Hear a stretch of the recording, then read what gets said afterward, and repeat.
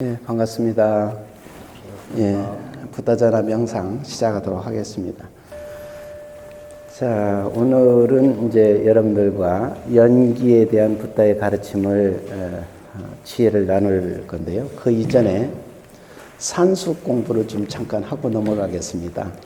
이 부다자나, 나는 이렇게 부다 되었어라고 선언하신 이 부다의 가르침, 부다의 수행법을 배우시려면 0 더하기 1이 되어서는 안 되고 1 더하기 1이 되어야 된다라는 말씀입니다.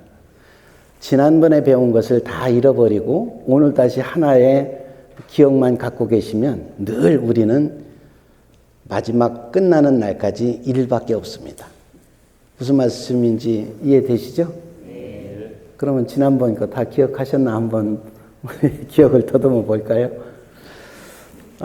이 부다자나를 많은 분들이 오인하시는 부분들이 있더라고요. 그게 뭐냐면, 우리 대승불교에서 하고 있는 정통 수행법이 뭐죠?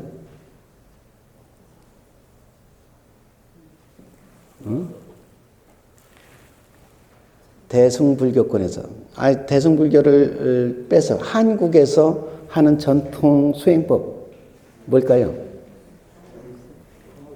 네? 조계종 불자 맞죠? 간화선이잖아요. 간화선. 간화선을 과연 붓다는 간화선을 하셨을까라는 의문을 많이 갖습니다. 하셨을까요? 안 하셨을까요? 놀랍게도 하셨습니다. 간화선이란 이름은 아닌데 간화선과 같은 수행을 하셨죠. 그러면서 우리가 흔히 말하는 간화선이 선법 중에서는 최상승선, 가장 위에 있는 선이다라는 얘기를 해요. 그것도 맞습니다. 부다자나에 다 나와요. 그렇다면 두 번째로 윗바사나는 과연 부다가 하신 수행법이냐? 맞을까요? 틀릴까요? 윗바사나도 놀랍게도 부다가 하신 수행법입니다. 1 더하기 1을 해야 된다고 했는데 지난번에 했던 거 다 지금 집에 놓고 오셨네. 부처님이 깨달음을 얻을 때 총 며칠 걸리셨다고 그랬죠? 일주일씩 해서 7번. 그래서 총 일수로는 49일이고 7번의 수행정진 하는 동안 매 보리수 나무 아래서 자리를 이동하면서 깨달음을 얻으셨다라고 말씀을 드렸습니다. 한 번 더 기억을 좀 더듬어 보시면 제일 첫 번째 보리수 나무 아래가 아자빨라 니구로다 나무 기억나시죠? 거기에서 파티상카를 다시 또 아자빨라 니구로다 나무 아래서 사마타를 보디루카라는 나무 아래서 윗바사나를 다시 아자빨라 니구로다 나무 아래서 위망사나를 다시 무짜린다 나무 아래에서 짜따로 자나 빠띠웨다를 여기가 간화선이에요. 다시 라자야타나 나무 아래에서 반자 사마파티 빠띠웨다를 그리고 마지막으로 다시 원점인 아자빨라 디구로다 나무 아래로 오셔서 순야타 진공을 완성하셔서 부다가 되셨거든요. 우리가 이 부다의 가르침을 제대로 알지 못하면 우리 스스로 불자라는 얘기를 당당하게 할 수가 없습니다. 불자라는 얘기는 부다의 자손이라는 뜻인데 부다의 자손이 되려면 우리 모두가 다 로얄 패밀리가 돼야 됩니다. 로얄 패밀리가 되려면 우리 부모님이 어디에서 어떻게 사셨고 어떻게 성공을 하셨고 어떻게 어느 곳에서 어느 언어를 통해서 살다 오셨는지는 알아야 되잖아요. 그래서 제가 가끔 빨리어를 얘기를 하는데 이 빨리어를 여러분들이 좀 기억을 하셔야만 한다. 그래야 법왕이신 붓다의 가족이라고 당당히 얘기할 수가 있는 것입니다.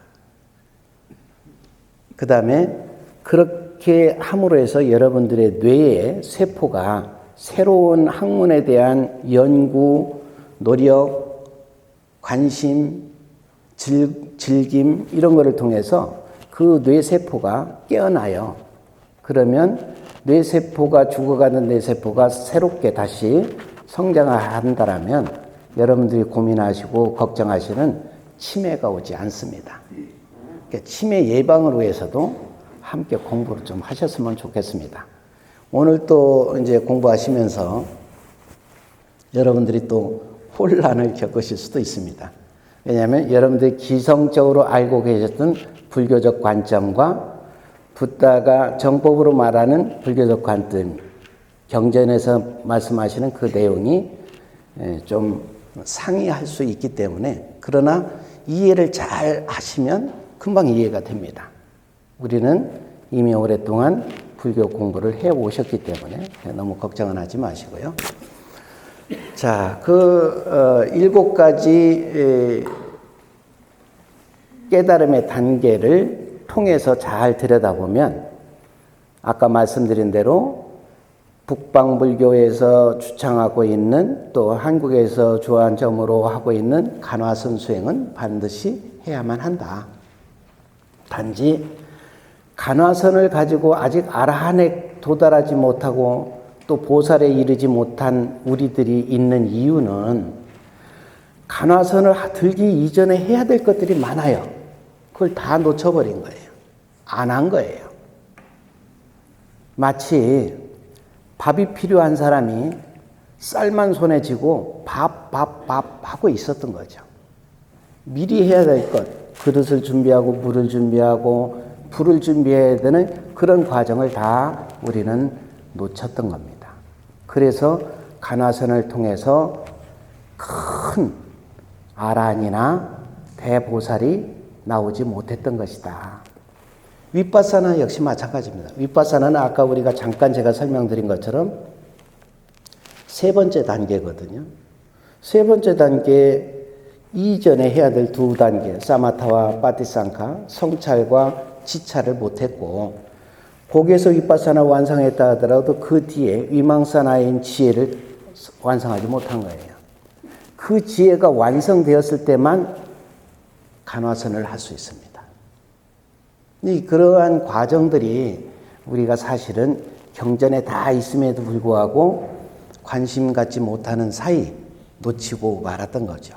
그래서 여러분들만이라도 바로 이러한 올바른 붓다의 수행법을 좀 실천해 보시면 분명히 좋은 성과가 있을 것이라고 믿습니다. 자, 붓다자나라는 그것이 핵심 키워드인데 거기에는 총 붓다가 141가지 담마사라, 가르침의 핵심이라고 볼 수 있죠. 우리가 알고 있는 경전들은 무수히 많습니다. 그죠? 경전의 이름만 해도 수천 가지죠. 그러면 그 경전에서 하고자 하는 붓다의 핵심적 내용이 뭐냐? 그게 바로 141가지 담마사라인 거예요. 그 중에서 그동안 여러분들과 제가 3가지를 배웠어요. 첫 번째가 뭐였던가요? 장롱이 너무 좋은가? 장롱 문을 안 열고 오셨나 봐요. 공덕, 그죠? 뿐야라는 공덕인데 공덕에는 우리가 지었던 맹목적인 공덕은 붓다는 안 된다. 꼭 필요로 한 공덕을 지을 줄 알아야 된다. 그 기준이 뭐였죠? 네, 베품과 나눔이었는데 베품보다는 나눔이 공덕이 월등하게 크다. 그 이유는 베푸는 것은 내가 주고 싶을 때 주고 싶은 것을 주고 싶은 만큼 주는 거지만 나눔은 상대가 원할 때 원하는 것을 원하는 만큼 주는 것이기 때문에 그 공덕이 무량하다라고 얘기를 합니다. 그래서 기왕이 공덕을 지으려면 베품보다는 나눔을 실천하라. 그래서 가정에서부터 출발을 해야 됩니다. 아이들에게 뭐 이번 생일 선물로 받고 싶으니 최근에 이제 뭐 입학 시즌이죠.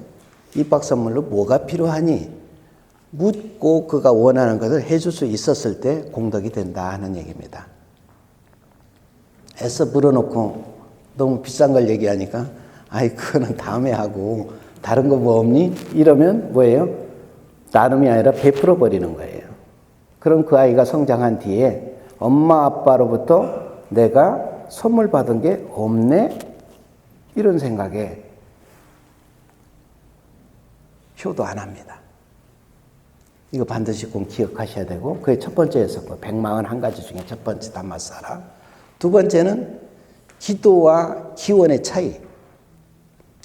기원은 타력신앙, 의지하기 위해서 필요한 것이고 기도는 자기 스스로 노력하는 것. 근데 우리는 기원과 기도를 하나로 뭉뚱거려서 기억하고 있어요. 그리고 더더군다나 기도가 기원의 형태로 바뀌어버렸어요.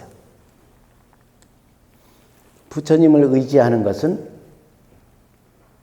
당연히 필요한데 신의 형태, 그러니까 어떠한 힘든고 어려운 것을 해결해주는 해결사 역할로서 믿는 그러한 붓다가 아니라 이제는 그분의 진리를 존중하고 그 진리를 배우고자 하는 욕구가 있어야 된다. 그게 기도라는 거예요. 우리는 어렸을 적부터 성장을 해왔습니다. 지금 이 자리에 계신 분들 중에 아직도 엄마 의지하고 계신 분 있나요? 있습니까? 엄마를 의지할 때는 언제까지일까요?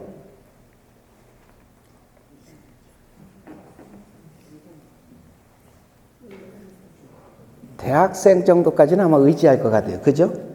그리고 그 이후로는 사회인이 되고 나면 의지하지 않죠. 존중하죠. 매달리지 않습니다. 우리 역시 마찬가지예요. 처음에 불교를 막 믿고 할 때는 부처님이나 관세음보살님이나 신중님을 의지하지만 지금 여러분들 정도 되시면 이제는 의지에서 벗어나서 독립해야 되거든요. 그러려면 정법을 공부해야만 한다. 그게 바로 기원과 기도의 차이예요. 지금은 이제 손수 공부하셔야 되는 거예요. 찾아서. 마지막 번호는 수행이었는데 수행은 아주 무슨 스님들이 하듯이 무문관에 들어가서 용맹정진하고 그러는 게 수행이 아니라 일상생활에서 어제보다는 내가 오늘 나아진 모습, 선한 모습으로 변해져 있어야 된다. 이것을 수행이라고 붓다는 설명합니다. 그 내가 달라진 모습을 가장 누가 빨리 인식할 수 있나요?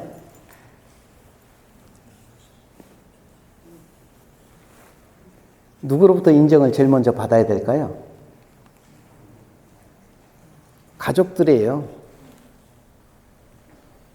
엄마, 아빠에 대한 인식을 아이들이 먼저 엄마가 달라졌구나, 아빠가 달라졌구나, 엄마 행복해요, 아빠 행복해요 소리가 나와야지. 덜컥 문 여는 소리만 나도 아이들이 경계하고 방으로 싹 들어간다라면 아직 그 집안은 변한 게 없는 겁니다. 자기 자신을 살펴봐야 되는 거죠. 부부간에도 마찬가지인 거예요. 정말 믿음이 있고 행복하려면 내가 먼저 바뀌어야 합니다. 내가 바뀌었을 때 상대가 변화되거든요. 그것을 지난 시간까지 배웠습니다. 오늘 배울 게 두 가지인데 하나는 연기, 하나는 옹달샘이라는 겁니다. 여러분들 기억 속에 인과 다 기억하시죠? 무엇인가를 통해서 얻어지는 것, 원인이 있으니까 결과가 있어. 이 인과라는 인과법이 불교의 고유의 것일까요? 아닐까요? 50% 확률이죠, 뭐. 기거나 아니거나, 그죠? 인과법. 여러분들 기억 속에 모든 사람이 인과법은 부처님에 의해서 나온 것으로 인식을 합니다. 땡입니다. 그 인과법은 브라만교, 베다경전에 나오는 가르침입니다. 그래서 붓다가 깨달음을 얻고 나서 가만히 봤더니 이 인과법이 너무나 잘못된 거예요. 불공평한 거예요.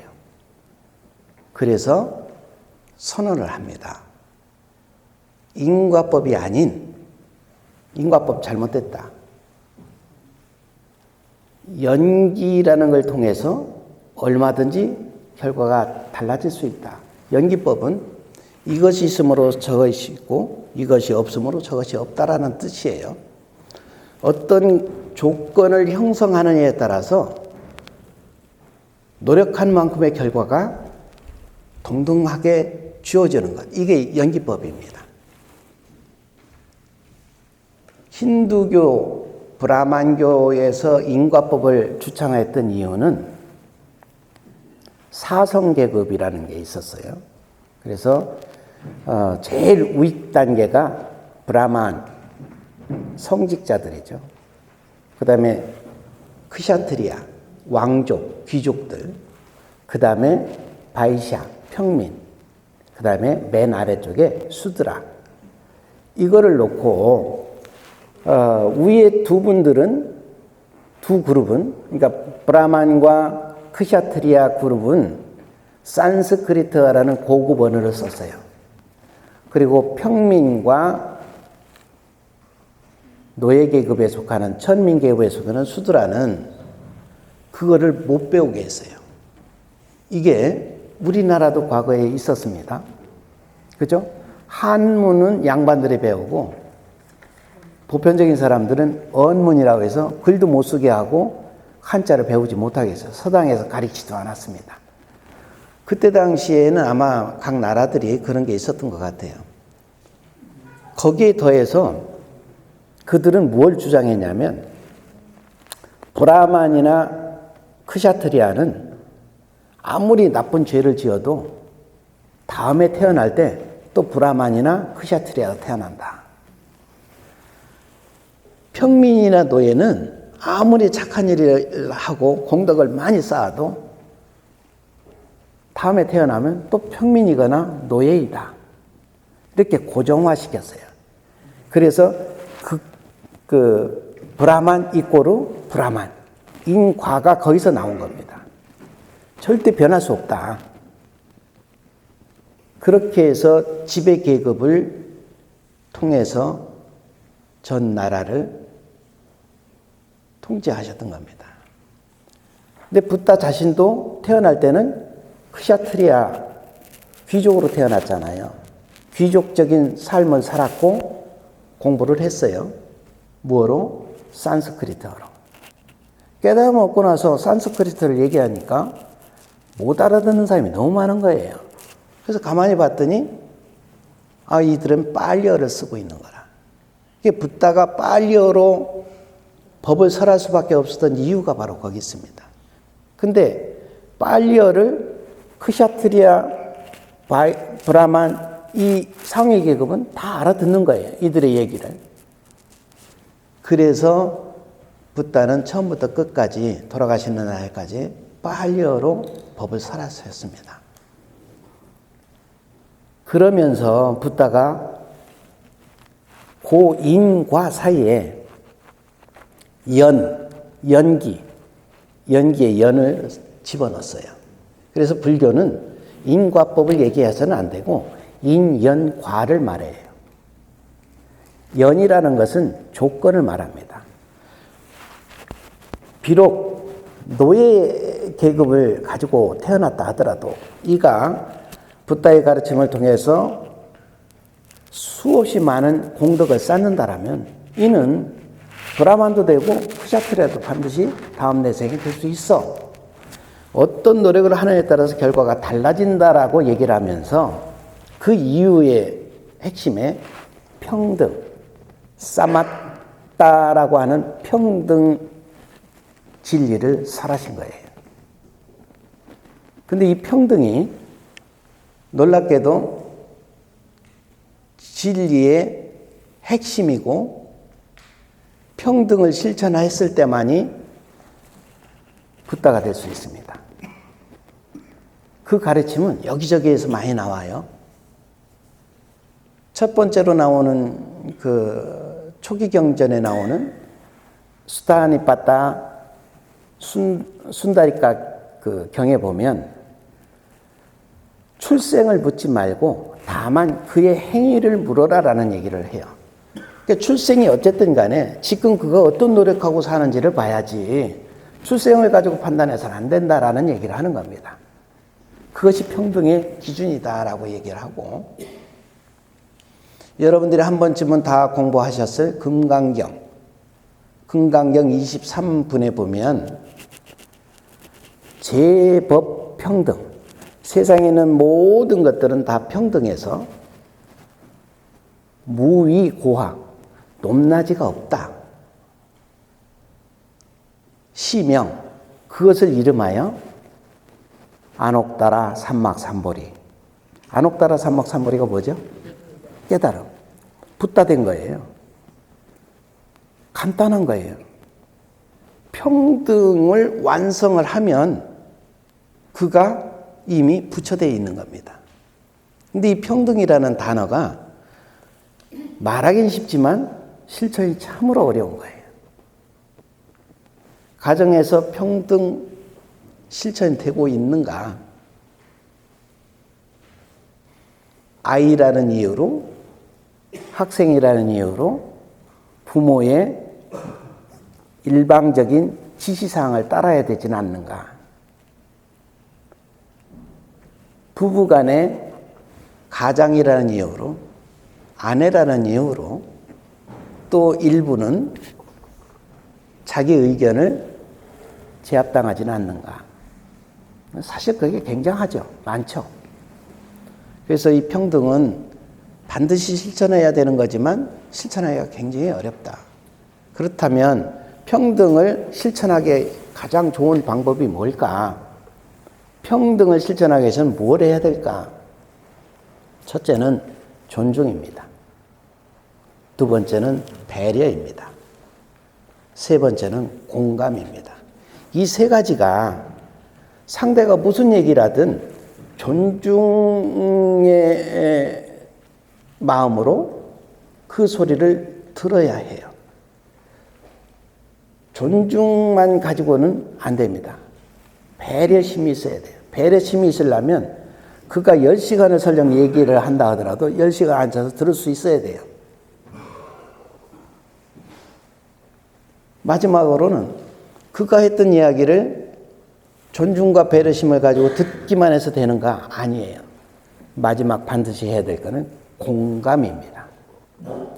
그의 이야기를 지금까지 들었다면, 존중하고 배려를 통해서 들었다면 그와 뜻을 같이 할 수 있는 노력이 필요한 겁니다. 이 세 가지가 실천된다면 우리는 누구나 다 평등을 실천해서 붓다의 가르침처럼 깨달음에 도달할 수가 있습니다. 붓다가 되는 것은 뭐가 좋아지는 건가요? 부처 되면 뭐가 좋죠?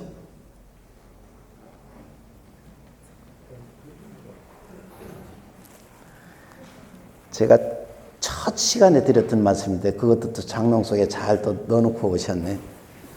붓다라는 것은 특정인 어떤 대상이 어떤 변화가 있는 그것을 얘기하는 게 아니라 빠라마 쑥하. 여러분들이 좋아하는 중국에서 그 빠라마를 최상에 더할 나위 없는 극자를 사용했고요. 쑥하. 이거를 즐거울 낙자를 썼어요. 뭐라고요? 극락이 붓다이고 최상의 행복이에요. 붓다 된다는 것은 내 삶에서 가장 최고로 행복한 모습으로 나를 바꿔놓는 겁니다. 그렇다면 그 행복을 위해서 평등을 실천해야죠. 상대를 존중하고 배려하고 공감하는 그런 노력을 하셔야만 합니다. 이 인과 인연과 이 차이를 여러분들이 반드시 기억하고 가셔야 하는데, 그러려면 거기에 또 한 가지 정보가 좀 필요합니다. 우주 이 세계, 중생이 살아가고 있는 세계를 중생계라고 하고, 이거를 다른 말로 시방세계라고 합니다. 그러면 시방은 무엇이고 세계는 무엇인지를 또 여러분들이 기억을 갖고 계셔야 합니다. 시방은 동서남북, 좀 동남간, 남서간, 서북간, 북동간, 이 간방과 상하, 이렇게 총 10군데를 통칭해서 시방이라고 합니다. 원래는 여십자를 써서 십방인데, 한국어의 십은 잘못 사용하면 뭐처럼 들려요? 욕처럼 들리기 때문에 그거를 음운하를 도와서 시자로 발음하기 시작했던 거예요. 원래는 십방 해야 되는데 그게 너무 악센트가 강하면 상대의 마음을 또 헤아리지 못하는 것이 될까 봐 시방으로 바뀌었습니다. 세계는 두 개로 나뉩니다. 세가 있고 계가 있는데, 세는 과거세, 현재세, 미래세를 말해요. 이거는 수평적이면서 유동적이에요. 움직여요. 여러분들이 집에서 올 때의 시간과 지금 현재 이 법당 안에서 법문을 듣고 있는 시간이 다르잖아요. 많이 흐르잖아요. 이게 끝나고 있다 차담 나누고 집에 돌아갈 때 또 시간이 많이 지나갑니다. 이렇게 시간은 계속 움직여요.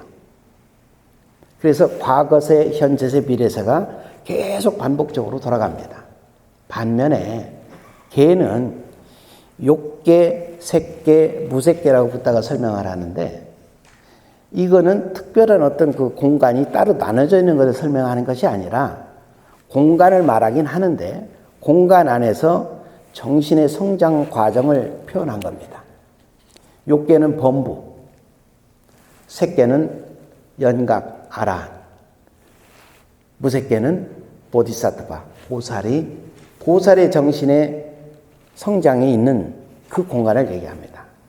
이 공간은 고정화되어 있고 움직이지 않아요. 무엇과 같으냐? 아까 조금 전에 우리가 시간 얘기를 했잖아요. 시간은 계속 지금도 흐르고 있지만 법왕정사 이 법당은 움직이지 않아요. 이 공간 안에 시간은 계속 흐르고 있습니다. 단지 그 시간과 공간이 교접되는 순간, 그거를 우리는 찰나라고 하고 빨리어로는 꽃띠라고 합니다. 그 꽃띠에 따라서 태어나기도 하고 죽기도 하고 깨달음을 얻기도 하고 무명에 빠지기도 하고, 그래서 그 찰나지간을 우리가 잘 선택해야만 한다. 그러려면 꾸준히 노력을 해야 되겠죠. 자, 여기에서 이제 문제 하나 드려보겠습니다. 붓다는 신을 긍정했을까요? 부정했을까요? 네? 여러분은 신을 믿나요? 신의 존재를 믿고 있습니까?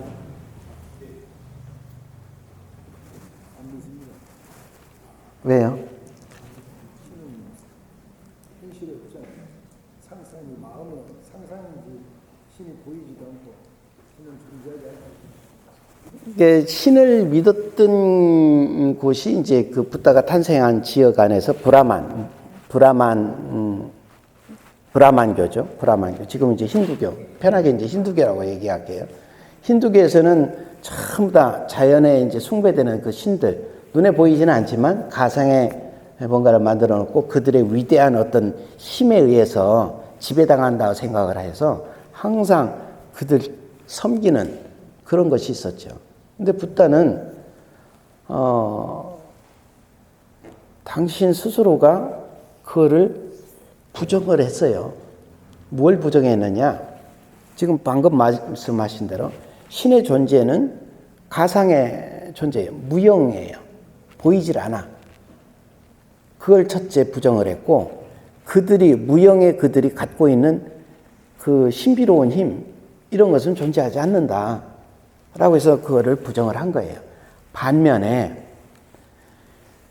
지혜에 따라서 정신 성장에 따라서 사람이 섬겨야 될 사람들이 존재한다. 그래서 그거를 3단계로 나눈 거예요. 조금 전에 욕계, 색계, 무색계를 나누듯이. 그래서 욕계천에서 가장 지혜로운 사람, 그 사람을 지칭해서 성문이라고 얘기하셨습니다.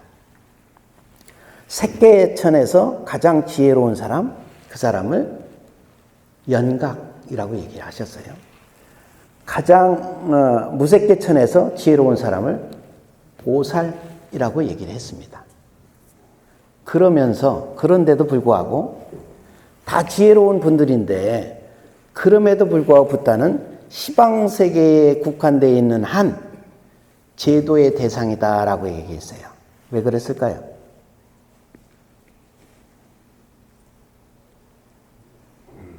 아직은 완전한 붓다가 되지 못했기 때문에. 법당에 들어가면 본존불이 계신 이 법당에 보면 부처님 혼자 계신 데도 있지만 대다수가 부처님 좌우 부처들이 계세요. 그분들은 보살이라고 우리가 얘기를 합니다. 그죠? 관세음보살, 지장보살, 문수보살, 보현보살, 많은 분들의 보살 이름을 가지고 있죠. 근데 우리가 알고 있는, 우리가 그동안 배워오기는 그 보살의 지위가 붓다와 동등하다라고 배워왔습니다. 저희들도 그렇게 가르쳤죠. 즉 붓다의 화신으로 보살을 묘사를 했어요. 많은 경전에서도 그렇게 또 나오기도 하고.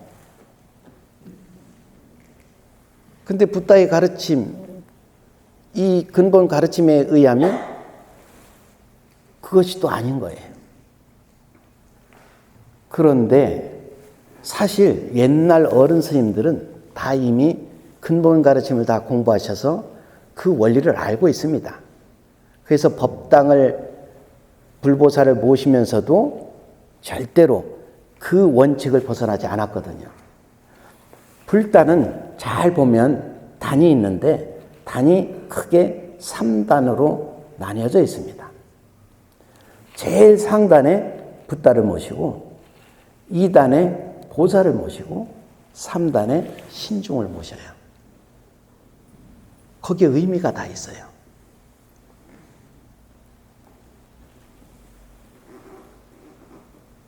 보살은 아직은 붓다가 되기 전이기 때문에, 신중은 아직 보살도 안 됐기 때문에 단이 다 낮은 거예요. 자, 그러면 아까 제가 욕계천에 있는 지혜로운 분을 성문이라고 했고, 색계천에 가장 지혜로운 자를 연각 혹은 아라한이라고 했고, 무색계천에 가장 지혜로운 자를 보살이라고 한다고 했습니다. 그러면 신중은 어디에 해당될까요?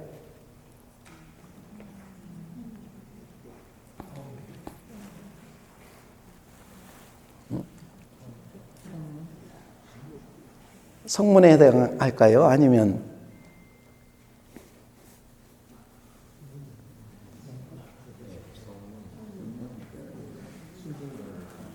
자, 그러면 여기서 또 하나 그 사이 문제를 또 한번 살펴보죠. 사찰에 가면 웬만한 사찰은 다 삼성각이 모셔져 있어요. 그죠? 삼성각 안에 어떻게 모셔져 있나요? 가운데에 칠성, 왼쪽에 산신, 오른쪽에 독성이 모셔져 있죠. 그럼 그분들과 신중과 차이가 있나요, 없나요? 있을까요, 없을까요?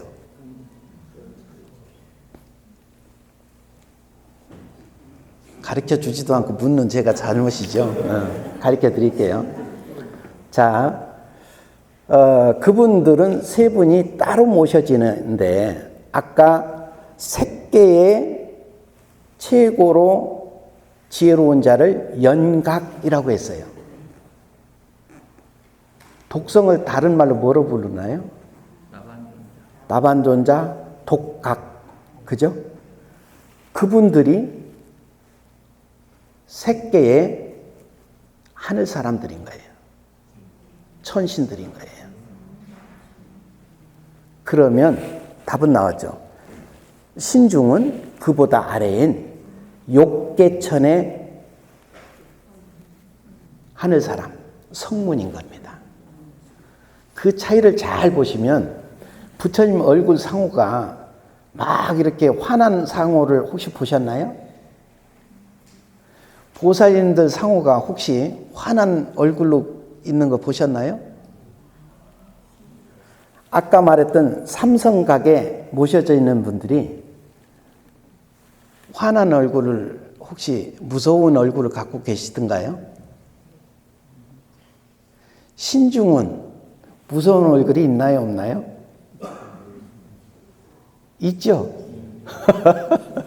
이게 놀랍게도 우리 인간의 모습이에요.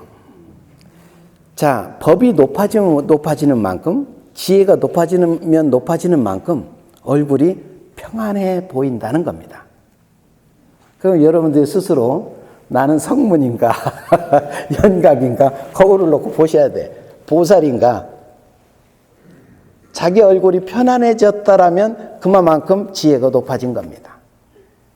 지혜가 높아지는 사람들은 아까 얘기했듯이 평등에 가까워지고 있어서 그 생활이 행복한 거죠. 그런 거를 꼭 여러분들이 좀 잘 살펴보시기 바라고요. 여러분들 불교 방송 보실 때도 이렇게 비춰지는 불자님들 모습을 보면 어느 분은 참 저분은 관세음보살님처럼 상호가 어쩜 저렇게 맑지? 그런 노보살님들 볼 거예요. 그분들은 정말 다 내려놓으신 분들이에요. 그러니까 그 상호를 옛날 어른분들은 그렇게까지 상호에서까지도 차이를 두어서 묘사를 했습니다. 그렇다고 신중에 계신 분들이 우리보다 못한 분일까? 아니죠. 우리보다 뛰어난 지혜를 갖춘 분들이에요.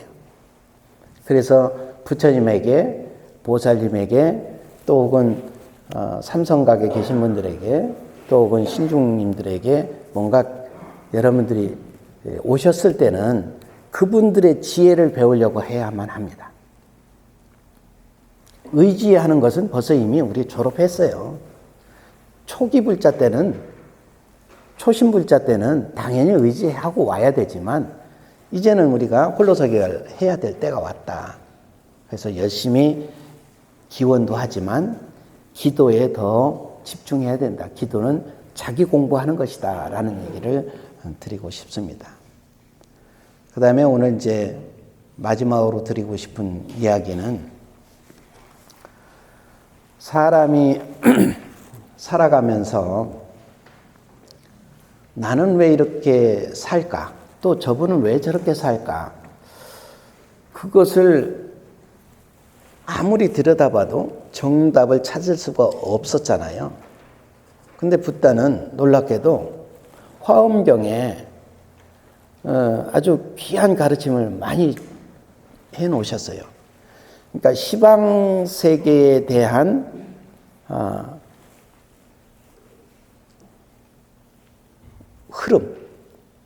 흐름의 모양을 육도 윤회로 표현을 하시고 개개인, 우리 그 범부들이 사는 이 삶에 대한 시공간, 시방세계에 대한 시공간의 모습을 근욕성이라고 표현을 했습니다. 근은 전생, 욕은 태어나서 지금 내가 희망하고 욕구하는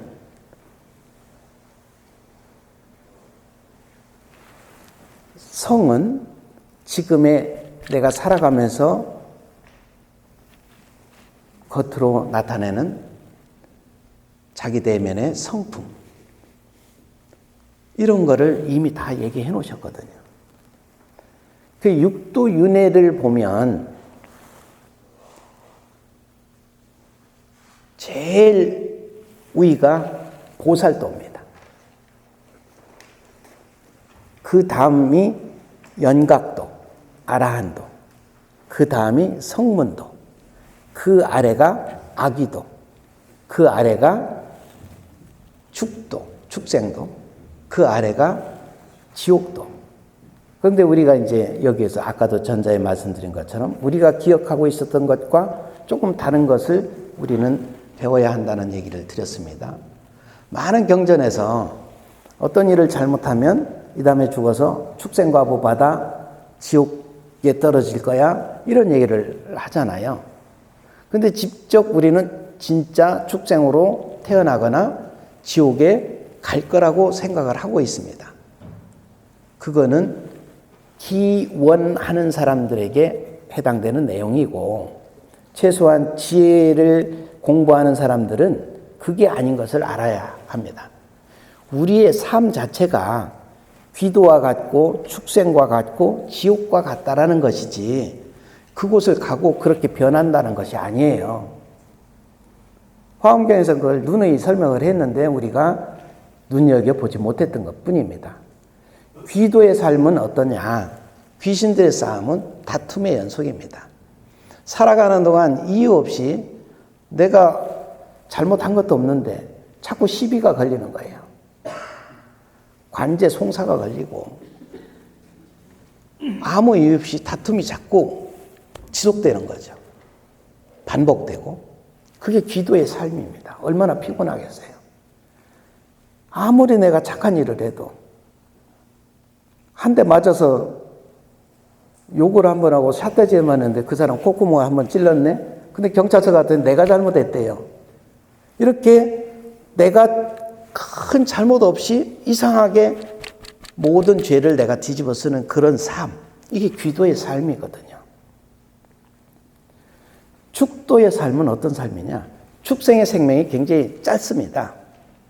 어떤 일을 해도 열심히 하는데도 성공할 듯 하면 무너지고, 성공할 듯 하면 무너지고, 직장을 잡으면 조금 있다 또 거기를 나와야 되고, 어떤 일을 하든 길게 가질 못하는 거예요. 이런 것이 계속 반복되는 삶이라면 나는 축도의 삶을 살고 있는 겁니다. 과거에 지나치게 욕심을 많이 갖고 살았기 때문에 그런 축도의 삶을 사는 거죠. 지옥도는 어떤 거냐? 아까 전자 얘기했던 아기도와 축도가 합쳐져 있는 거예요. 하는 일마다 짧아지고 어떤 것이든 다 시비에 걸리고 피곤하죠. 행복이라는 건 전혀 느껴볼 수 없는 그런 삶을 사는 걸 말합니다. 그래서 거기에 제가 이제 쭉 적어놨던 것, 쥐날, 말날 이런 것들이 쭉 적혀져 있을 거예요. 그거를 가지고 제일 가까이 계신 분들 중에 이제 열반하시는 분들이 있을 거예요. 돌아가시는 분들이 있으시면 그 날짜를 한번 보세요. 그래서 어느 분이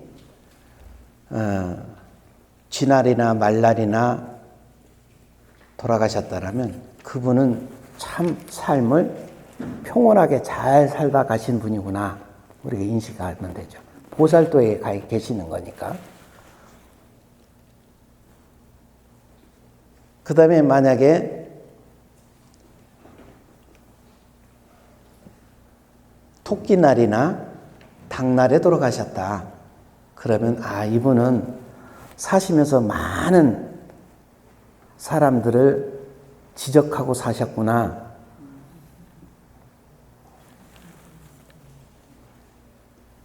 남들한테 조언을 너무 지나치게 많이 하신 분이구나. 이렇게 하시면 되고, 돼지날이나 뱀날에 돌아가셨으면 이분은 남 지적도 많이 하고 욕심도 많이 갖고 이런 분들은 대체적으로 마지막까지 다 완결하지 못한 일들이 너무 많아요. 이게 눈을 감지 못하고 가는 거죠. 완성해야 될 것들을 완성하지 못했으니까 이렇게 가신 분들이구나. 그 삶을 유추해 볼 수가 있습니다. 놀랍게도 매우 비슷합니다. 그 자세한 이야기는 이따 차담 나누면서, 이건 오늘 공개적으로 나가는 것보다 차담 나누면서 이제 좀 더 깊은 얘기를 좀 나누기로 하고요. 붓다는 평등하게 살기 위해서 아까 얘기했듯이 반드시 태어난 환경, 그것을 고민하지 말고 내가 어떻게 더 행복을 위해서 살아갈 것인가를 노력하고 사는 것, 이것을 붓다는 옹달샘의 모습으로 살면 된다라고 설명을 합니다. 내가 변하기 위해서는 어떻게 변할 것인가?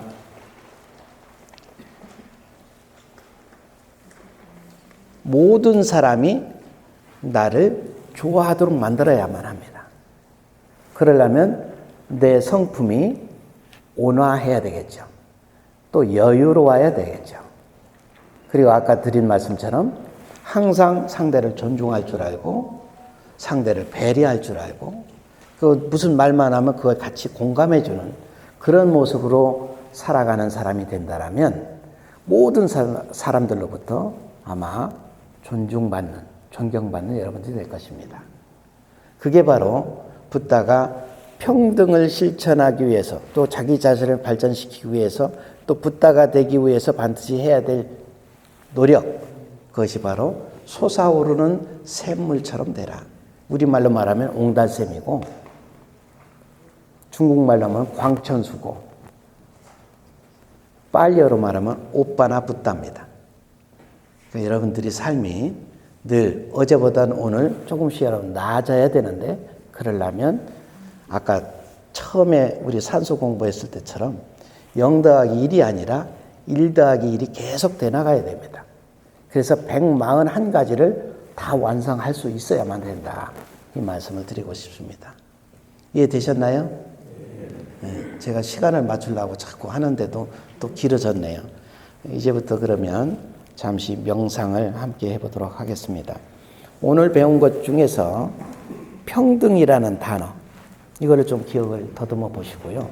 나는 집안에서 평등한가? 평등의 조건은 뭐라고 그랬죠?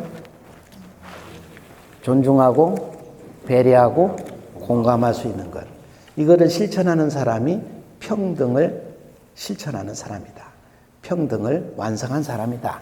이렇게 기억을 하시면서 나는 과연 평등을 실천하고 있는가? 가정에서 내 자녀들에게 또 부모들에게 배우자 간에 평등이 실천되고 있는가? 안 되고 있다라면 참회를 해야 하고요.